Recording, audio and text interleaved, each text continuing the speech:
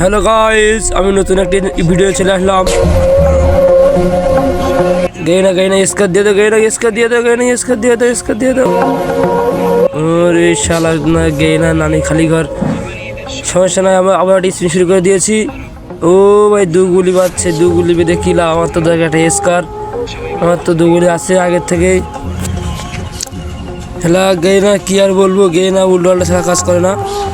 আমার স্কারটা প্রয়োজন, খুবই স্কার স্কার স্কার স্কার।